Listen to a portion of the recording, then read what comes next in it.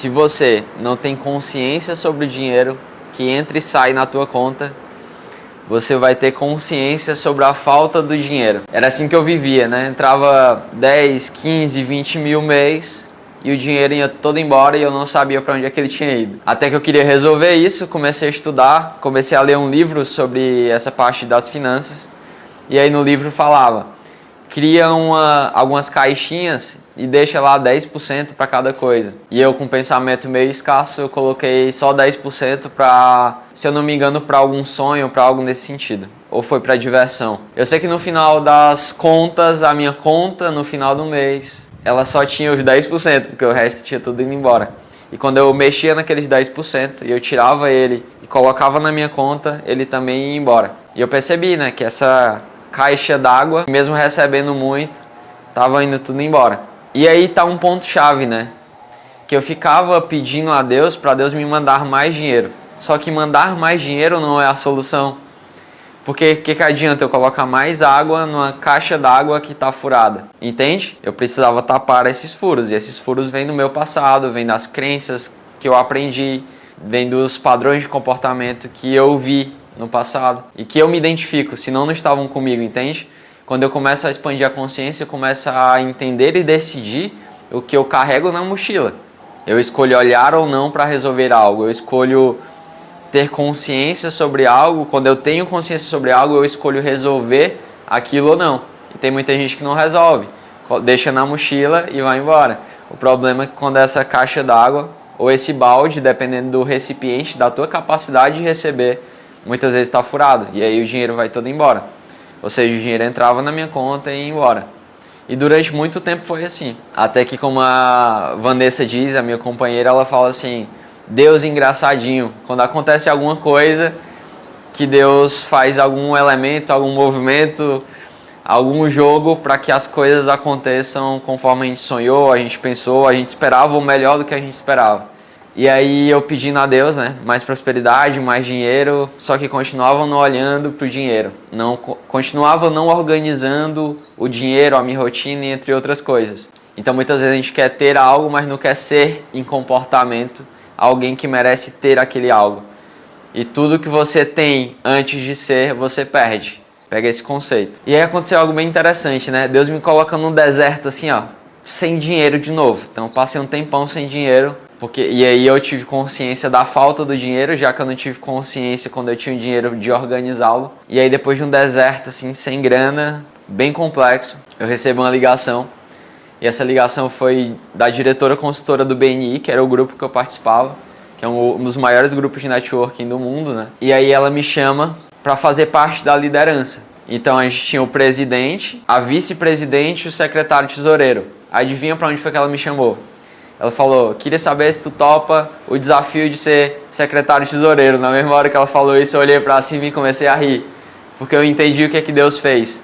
Ele me obrigou, porque Deus quer te abençoar. Deus quer colocar mais na tua vida. Só que muitas vezes, o que tu deseja, por exemplo, tu fatura 10 mil reais, tu quer faturar 100, muitas vezes, aquela bênção se torna um fardo, porque tu não suporta tudo aquilo. Imagina tu ter uma tampa de garrafa, e alguém jogar uma caixa d'água para tu aparar com essa tampa, vai virar um caos. Então se ele coloca muito dinheiro na tua vida de uma vez, sem organização e sem a tua capacidade de receber, o dinheiro vai embora. Então ele precisava aumentar essa capacidade em mim. A melhor forma é me colocar num desafio e num treinamento. E agora, que por mais engraçado que fosse, eu teria que não só olhar para minhas finanças, como para as finanças de um grupo com 30, 40 empresários, organizar todos os eventos, cuidar de todas as entradas e saídas. Então Deus, engraçadinho, me colocou nessa situação, nesse desafio, para que eu fosse obrigado a olhar por isso, porque Ele queria me entregar mais.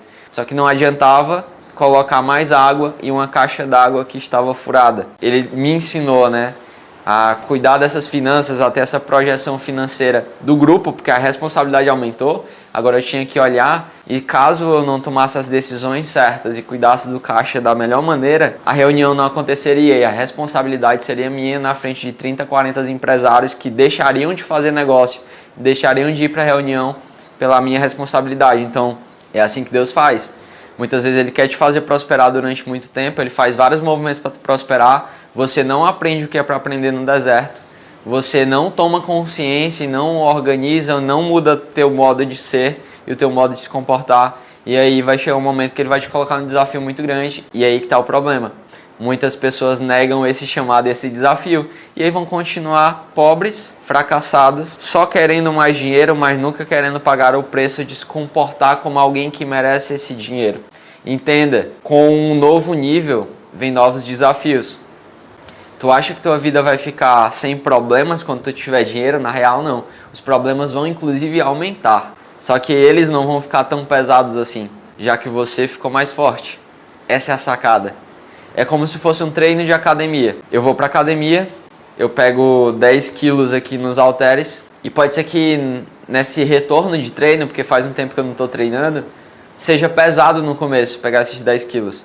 Mas com 1 ou 2 semanas, o meu corpo, com essa memória muscular volta, e os 10 quilos ficou leve, e aí eu começo a pegar quilos a mais. Pera aí, o peso já era um peso pesado pra mim no começo, mas por eu ficar mais forte, ficou mais leve.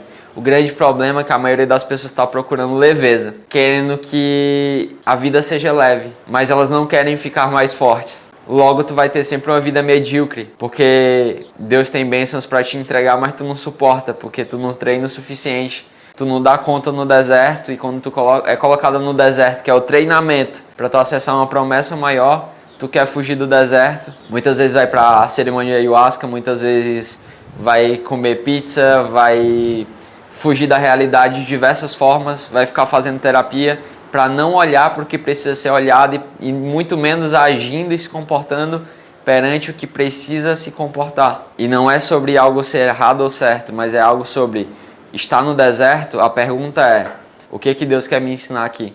Por que Ele está me preparando? E a resposta muitas vezes está no que tu pediu antes, ou na decisão que tu tomou antes. Muitas vezes tu tomou a decisão de se tornar uma líder de mulheres, uma líder de homens, e ter um projeto que vai ajudar outras pessoas a prosperarem. E aí Deus fala, seu pedido é uma ordem, só que eu preciso te treinar para isso antes. E aí você tomou a decisão e parece que tudo piorou, porque tu vai passar pela preparação, tu vai passar pelo processo para acessar a promessa. Então pega essas chaves aí, se fez sentido para você, comenta qual foi a parte que mais virou uma chave aí e ativou internamente. E é isso, valeu!